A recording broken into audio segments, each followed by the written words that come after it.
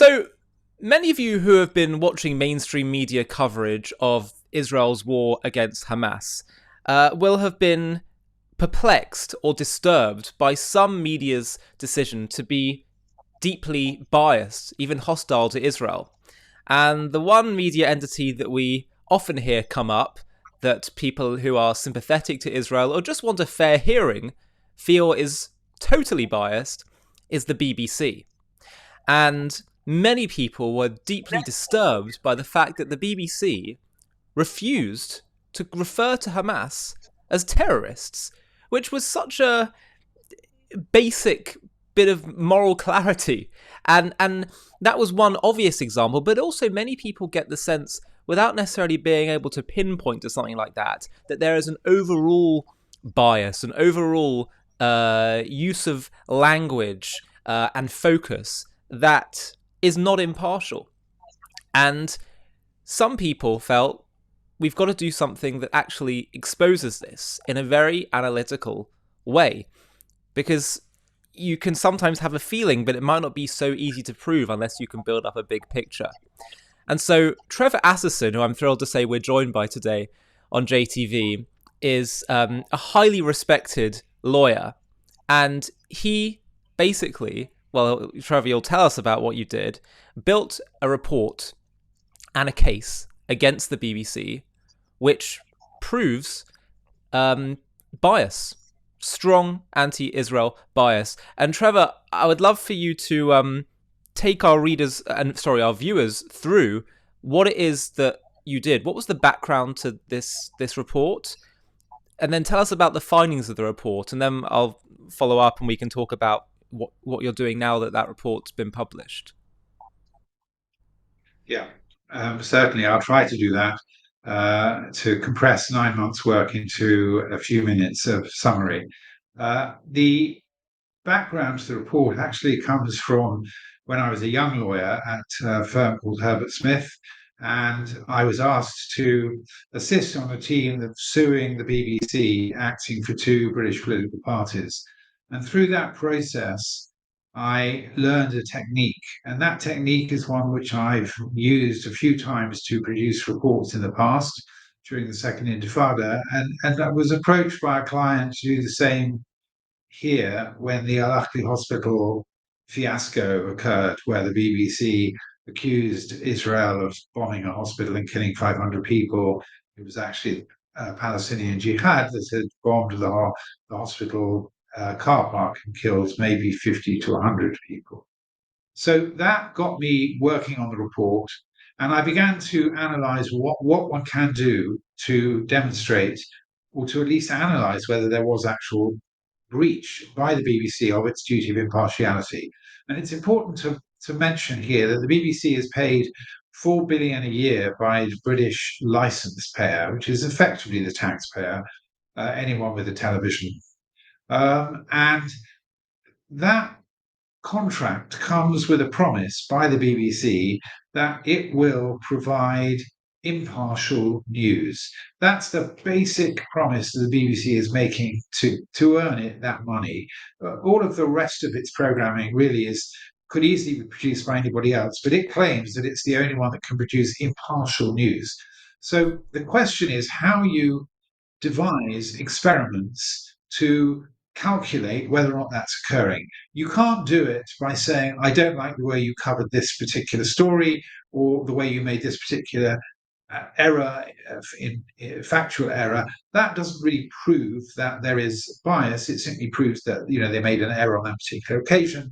Or the way they cover a particular story. I might not like the way they emphasize the death of children in Gaza. But if the death of children in Gaza is occurring frequently, that has to be covered. And that in itself is not evidence of bias. Where there is evidence of bias is where there's a breach of their own rules. And that those rules were specific, there's 130 pages of them, designed to ensure that they are not that they are achieving impartiality. And the ways in which we can show that they're failing are various that we look at. So, for instance, we looked at who they interviewed and showed that they interviewed far more people from the Palestinian side, pro rata, than they did from the Israeli side. We looked at how they recorded uh, various how they delivered the story in a way that showed, let's say, an imbalance favouring Palestinians of, say, 60 or 65% on English language, but 95% or more on BBC Arabic.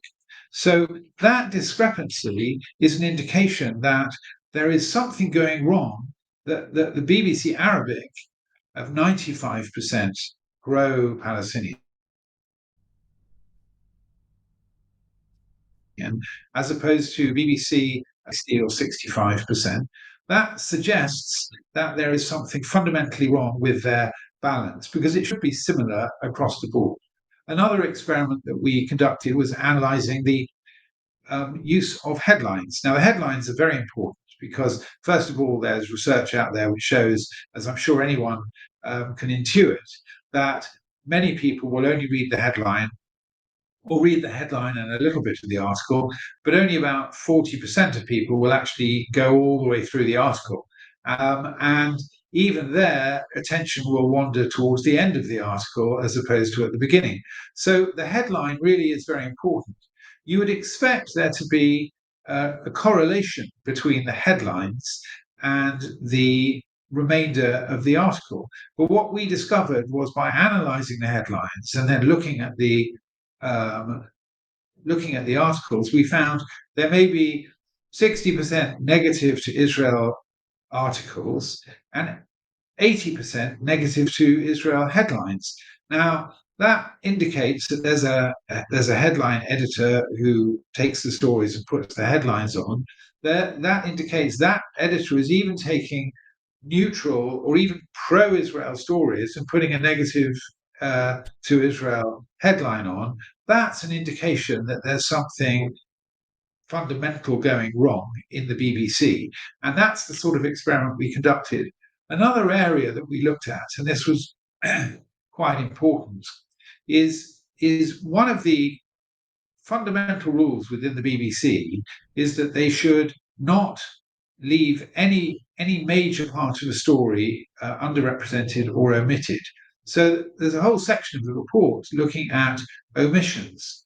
One of the omissions is the fact that Hamas is, let's leave aside for a moment the exciting point that you mentioned in your introduction about the use of the word terrorism, which is a very good point. But leaving, and part of the report does deal with that, but leaving that aside, the fact is they have a charter which says Israel must be destroyed, it must be done by killing Jews, and negotiations are not part of our armory. We mustn't negotiate. Those are pretty dramatic statements in their charter, and they've clearly acted on them on October the 7th. And they've said, their leaders, while they were alive, and those that are still alive, frequently insist that they will be repeating the October the 7th. And indeed, you see now demonstrations in the streets of Western capitals, including in the UK, where people are chanting October the 7th every day, or chilling things like that. And that is that those lines are being provided by the same people that are funding Hamas, by Iran and by Qatar. And the fact that the charter was not mentioned at all, as far as we could find, beyond a few references in sort of a half a line by people being interviewed, there was no analysis of the BBC charter of the not the BBC charter. That's another problem they have, but of the Hamas charter. There was no article about the tens of thousands of Israelis who have had to leave their homes for more than a year in the north and the south of the country. Of the hundreds of thousands, I should say. There was only one article we found on that, and that was a ridiculous article which managed to show that it was all Israel's fault. That was a look at some illegal immigrants who had to also leave the camp that they were being held in because it was within fire of Hamas missiles, who of course are aiming missiles at civilians. But that's the only time that they told the story at all about refugees was in order to demonstrate an inequality. To demonstrate that Israel appears to be treating illegal immigrants. There wasn't any analysis of that story. Remarkably, the BBC very recently gave a response to the report, and they said, "We have told that story," and they gave us an embedded video in one of their recent articles. That article was written in October 24. In other words, a year after the period that we were looking at. And that's the closest they could get to answering a reference to the Hamas Charter. Even that article didn't actually refer to the Charter at all, although it did say that Hamas has called for the destruction of Israel. So, in that sense, they covered it. So, there are numerous indications of bias, and that's what we looked for in order to demonstrate the way in which we could show bias, as opposed to simply saying, we don't like the way you've covered this particular story. Absolutely, and I'm showing also. I'm going to put a link to the report in the video description so people can have a look at the very lengthy report. There's also an executive summary which gives you a kind of summary of the report material. I mean, this is one thing that is so appalling and clearly demonstrates the bias when you see. Do you want to speak about this for a second? Yeah, sure. This was we decided we altogether recorded all the main news outlets for a period of 4 months, and that included the Arabic, and the news and the radio and television had to be transcribed. The Arabic had to be translated and transcribed, and when we'd done all that, we found we had approximately 9 million words. And once we had that data set, we were able to analyze it.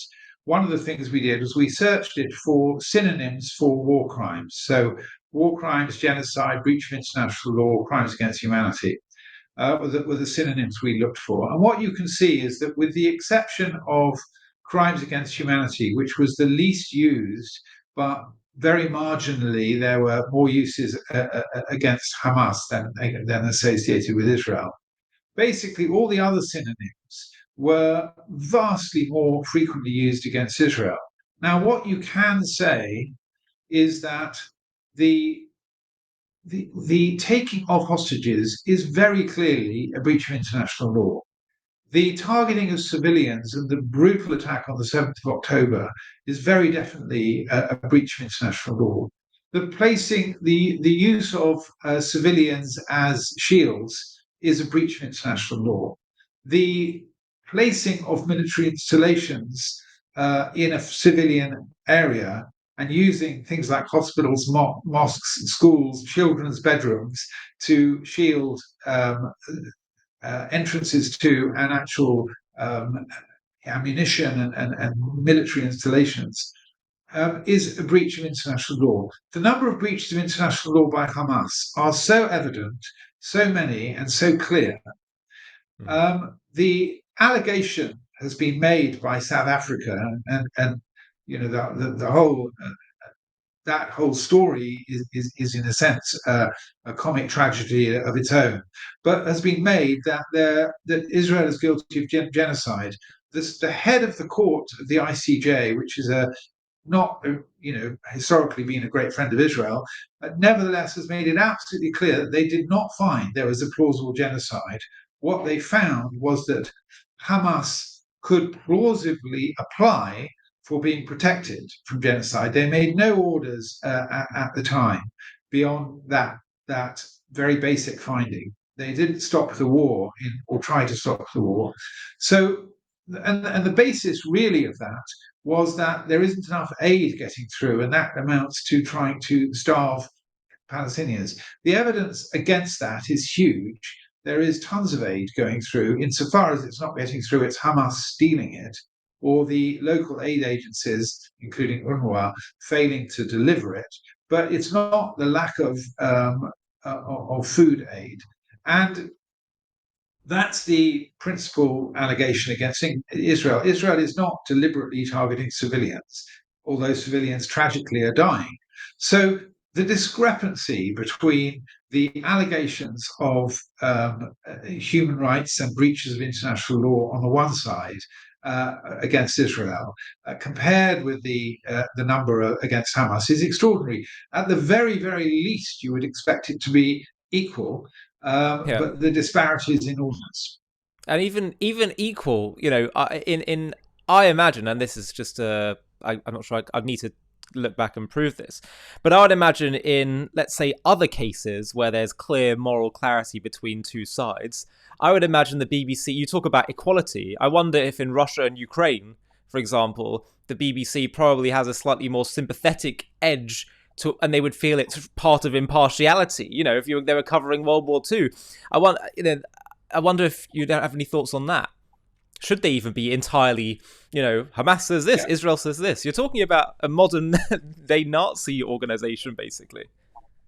When I say in the report that it's difficult to explain in the circumstances how there could be a disparity against Israel, I'm trying to bend over backwards to be fair to the BBC, because the BBC, as I said, I think the breaches of human rights, and international laws of war by Hamas are so manifold and so obvious, and occurring on a daily basis. Every day that they keep 101 hostages, they are breaching international law. And Israel, the allegations against Israel are, in my view, unlikely to be found. They're very, very incoherent and wrong. But let's give them the benefit of the doubt. Both sides are being accused. Both sides are denying it. How could there be such a disparity under these circumstances? It's very hard to understand, other than an indication that the BBC is failing in its obligation of impartiality. Yeah. And can you talk to us a bit about your methods for doing this report? Because there'll be some people who will say, okay, you're saying the BBC is selective, but maybe you're being selective in the way you've analysed this. So can you explain to us how you've been very rigorous in going about doing this Right. analysis? Yeah. I mean, what we've done is we've very, very carefully not been cherry picking material. We started, we took pretty much all the news outlets that we could find. There were a few programs missing. We took the main news programs, Newsnight, the Today program, and we took the podcasts that Jeremy Bowen put out. We took the website throughout the period, and we also took the BBC Arabic. We recorded it in real time. As I said, we anything which had we had a short number of keywords. Anything which contained those keywords, we think will have picked up 95 to 98% of the relevant programs. If that program was picked up, we looked at the material. We deliberately did not cherry pick the material. We didn't specifically look for the corrections, for things which we felt the BBC had got wrong. We took everything and then tried to analyze all of it in an identical way. Now, it's also worth mentioning that we were approached by a team of mainly Israeli data scientists early in the project. And under the legal guidance that we provided them, they, as a separate team, produced a separate set of experiments which we incorporated into the report. And using large language model analysis, including ChatGPT and other systems to analyze the material, they came up with startlingly similar results to us.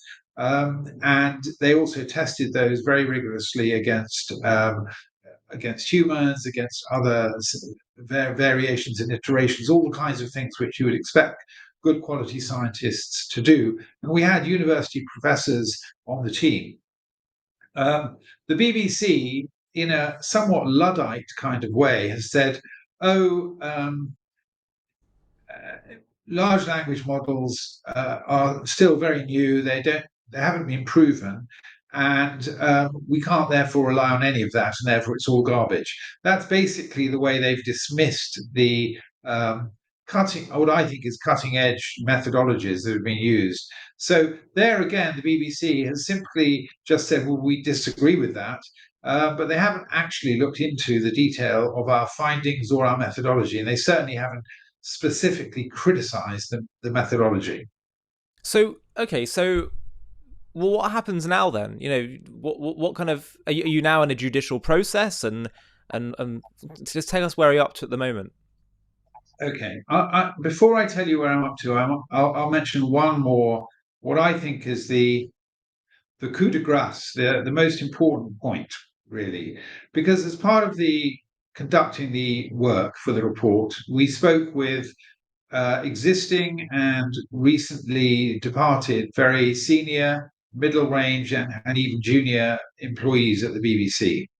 And perhaps the most shocking finding of all in our findings, which we put fairly fully and clearly early in the report, is that the BBC actually does not have a methodology of analysing what they're doing. So we, for instance, labelled each of their programmes as to whether it was pro this side or pro that side. And that way, once we'd done that analysis, we could then work with that analysis to see whether or not there was, say, consistency across all of their broadcasting, whether there was a discrepancy between one programme and another, between Jeremy Bowen's podcast, which is remarkably one sided, as opposed to, say, the website, which is more balanced. We could do that analysis because we labeled the programs, we counted the interviewees, we knew which interviewees were left or right. The BBC has no methodology at all for Wow, complying with its obligations. It wow. all it does is it sends out surveys to the public and says, "What do you think? How well we're doing?" And by the way, those surveys have increasingly been coming back saying that trust in the BBC's impartiality is descending. But but the fact that they've got no knowledge of how to judge what they've done tells us two things. The first is when each year they solemnly tell us in their annual report that they're doing well on achieving impartiality, I don't think that they can honestly make that statement. Not because they're not achieving it. Maybe I'm wrong and they're right and they are achieving it, but they don't know. They just don't have the information. I mean, obviously, I think I'm right and they're wrong, but they how can they possibly say we're achieving X when they simply don't know? Could And this be something secondly, it without go on. yeah, well, the other side of that is if they don't know, then they can't possibly correct anything. So if they don't know that Jeremy Bowen, who we analyse, frequently gives personal opinions, which is absolutely forbidden within their guidelines. Mm. If they don't know that because they're not monitoring it, and he's not by no means the only journalist that does that, then how on earth can they correct it? And the answer is they can't. They've got no tools for managing the BBC. Sorry, I Mm. interrupted you. So No, no, I interrupted you, and I was just curious on this point about being up regulating themselves, so to speak, and making sure they're impartial. Is that not something that could potentially be outsourced to the British regulator Ofcom? well, Ofcom won't take on that role. Um, because their duty is to deal with complaints. And if someone makes a complaint, then they can handle it. But really, what you're saying is imagine that you are running, say, a hospital, and you have to deal with the problems of the population in the surrounding area. If you have absolutely no knowledge whatsoever of what the problems are, then how can you have the right mix of doctors, nurses, and other staff to handle it? Let us say that the manager of the hospital doesn't like cardiologists and therefore has no cardiology department. Well, if it turns out that people are dying of heart attacks all over the place because there's no cardiology, um, this particular hospital manager wouldn't even know because they're keeping no records. They're not um, they're not recording what they're doing. They're not actually analysing what their output is. And it's an extraordinary thing that a large organisation with a big budget of in excess of £4 billion has no knowledge of what they're actually doing. Mm, mm. So what is what is the judicial process now? What are you expecting and hoping Well, for? the BBC have given us a very, I think, somewhat superficial answer to the report. They have accepted it as a complaint, which is a good thing. They could have used a technical argument to avoid doing so, but didn't. We're now in the process of looking at that. I fully expect to appeal against the response that they've given. In the event that they don't respond positively to the appeal, then this could potentially go to a judicial review. It might go to Ofcom. There are various routes it could take, uh, and that remains to be seen. But we're in the process now. We've done the hard work of actually producing the report. We're now having to enter into discussion with the BBC as to exactly how it has to be understood.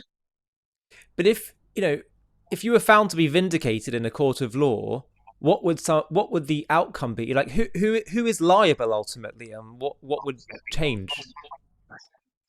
Well, I think that and here, whether or not we go to the expense and trouble of court or not, isn't really as important as I think the report itself, which I think has convinced a very, very large number of people that the BBC is failing fundamentally in its obligations. Mm, And let us say whether or not there's a court decision, but a court decision would be even stronger. Then what we've done, I think, is demonstrate that the brand of the BBC, which is essentially based upon its ability to produce true news, that is to say, impartial, balanced, fair news, is essentially undeserved. That brand is damaged. That brand is really tarnished, and the BBC has been captured by a particular viewpoint. By the way, I don't view this report as essentially about the Middle East. The BBC's structural problems deal would be the same if you looked at any other topic. I'm sure that an analysis of their coverage of the American election would demonstrate that they are deeply opposed to one party and very favourably disposed towards the other.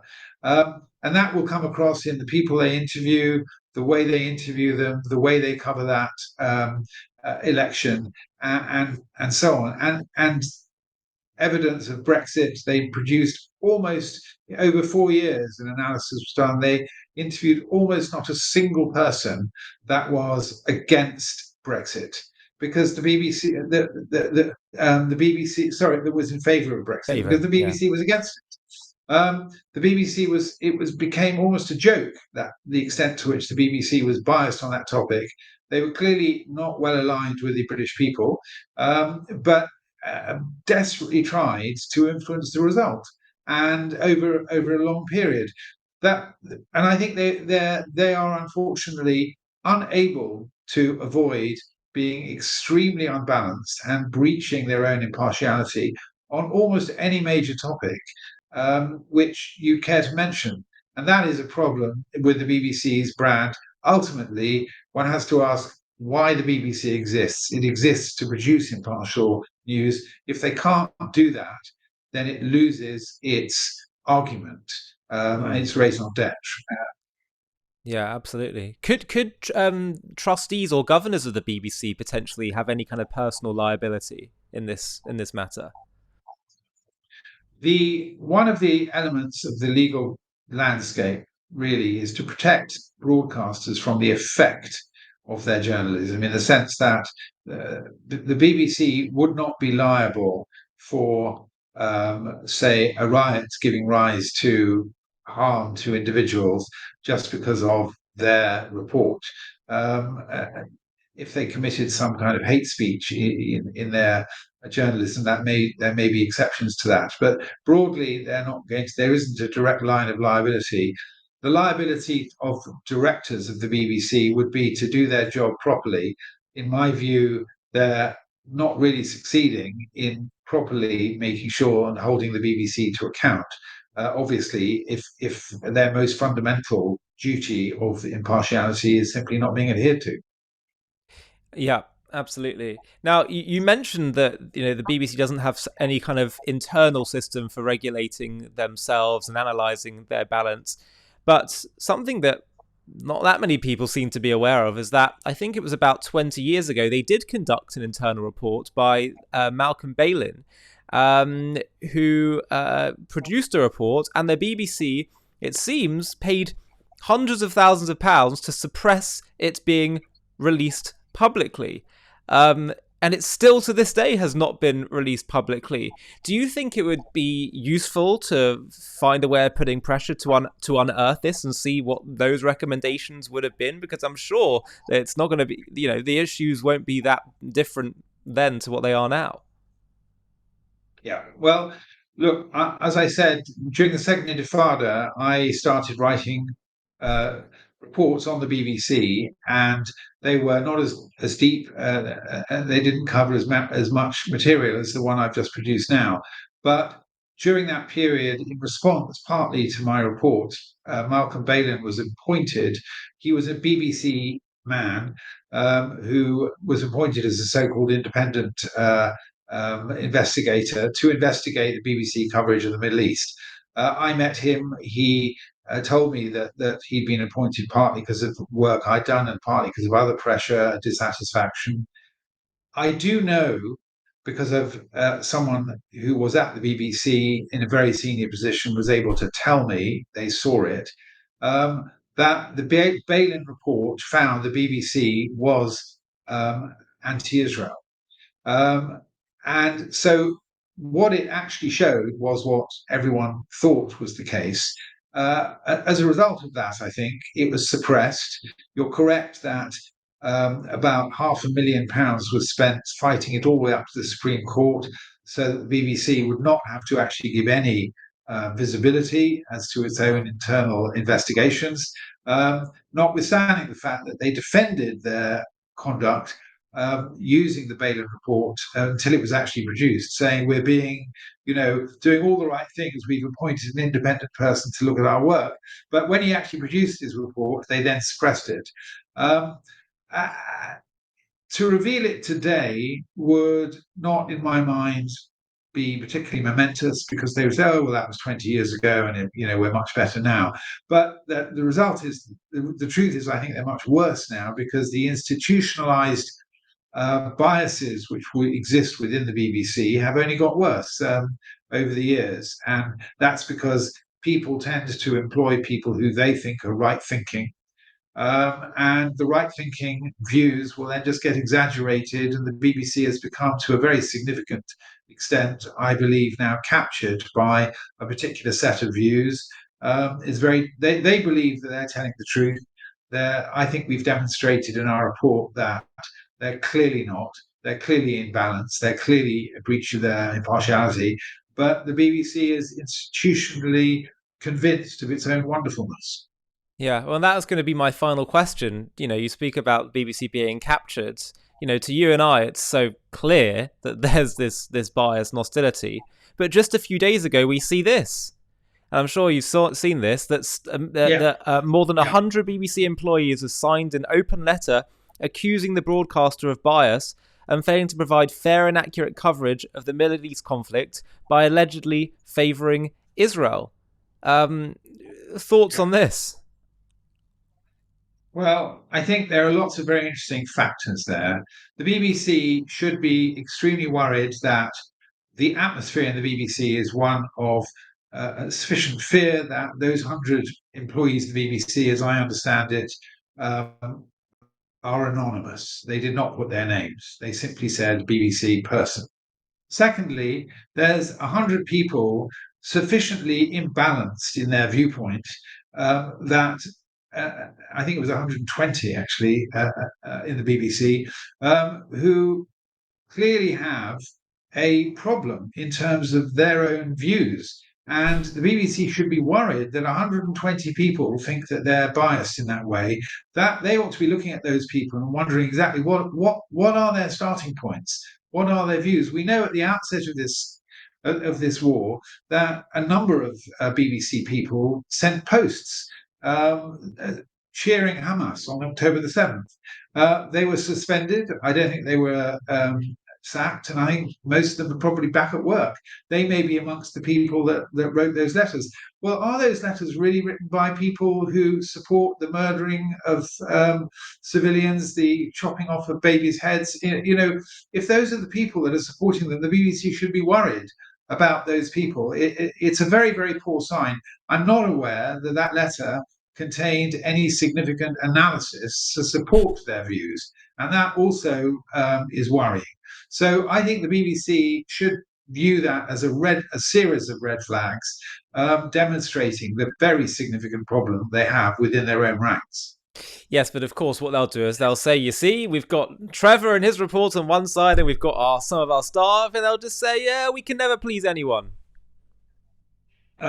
They certainly are not pleasing anyone, and that's that there I would agree with them. They've got constantly falling as trust in their ability to achieve impartiality. And obviously, one of the problems the BBC has is, I should have mentioned, it's mentioned in the report, is their complaints process. Essentially, I think allegations of breach of impartiality, I did a rough calculation, it was 0.003% are agreed,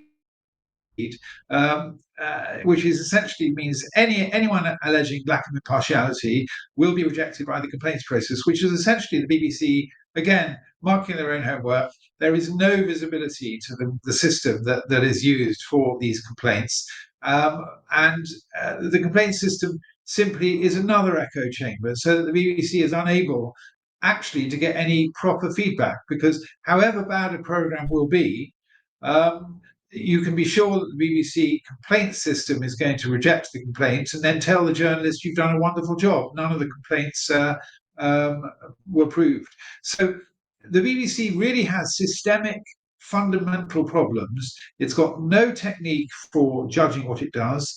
Its complaints process doesn't work. Its journalists are in charge, and the directors and the managers have lost control.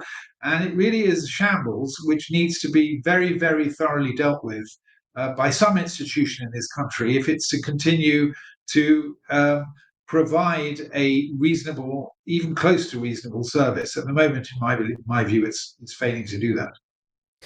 Well, absolutely, Trevor, and just have to say thank you so much for putting together this report and for putting into words and evidence what many people have been feeling but unable to fully articulate or prove. Final question. Can you do Sky News next? I would love to do so. The one thing I would say is the BBC, unlike Sky, is receiving public money. That gives it a public obligation, and that makes it a special case.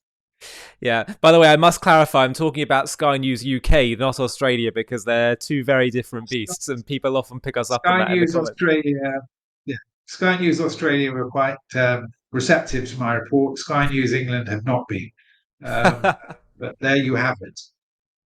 Yeah. Imagine my shock. Well, Trevor, thank you so much for talking to JTV and taking the time, and for all you're doing to stand up for not just Israel and the Jewish people, but for fairness, which is ultimately what we're demanding. So thank you so much, and maybe speak soon with future developments. Thank you very much indeed. If you've made it so far in this video, I have a request for you. JTV has been having a really big impact in spreading the truth about Israel and creating positive associations with the Jewish people, Judaism, and Israel. We've really grown a lot, particularly in the last year, and we're having a really significant impact, both for Jews and non-Jews. But I really want to take JTV to the next level so we can start to compete with the other big online media beasts that are often peddling anti-Israel content. And the way we're going to do that is to scale even faster. So I'd love to build a team where we have other presenters doing shows like me. Let's start doing documentaries, supplementary content, animated content, etc., etc. And to do that, I'd like to build a bit of a team. So what we're going to do is we're going to do one fundraising day, just one, where we try and build up some funding in order to fund such a team. Now, to do that, it's going to obviously require people to get involved. And I'm wondering if you would consider, if you're watching JTV content and appreciate what we do and want to help partner with us in taking this to the next level and spreading the truth farther and wider than ever before, I wonder if you'd consider partnering with us simply by running a mini page on the fundraiser that we do, where you just reach out to your contacts on that day that we choose to fundraise and see if they'll all chip in. If you'd be up for doing that, of which I would be so grateful, then please click on the Google form link in the video description of this video, where you can simply just put in a few contact details. It'll be a very small commitment, as I say, literally just one day that we'll all agree upon as a collective community. But the impact is going to be so big. There's such strength in numbers. If we all pull together and do this, we can take this to the next level. And as I say, all of us can partner together in bringing and spreading the truth to the whole world. So please do consider clicking on that link, filling in the form, and I'll be in touch very soon to talk about the next steps. Small commitment, but a big impact. Hi, thank you so much for watching. To watch another one, click here. To stay up to date with all our content, click here to subscribe. And if you're able to, you can help support JTV to grow and grow by clicking join below this video, where you can become a member and get perks including early access to videos and private live discussions with me. But most of all, you'll be partnering with us on our mission to change the world.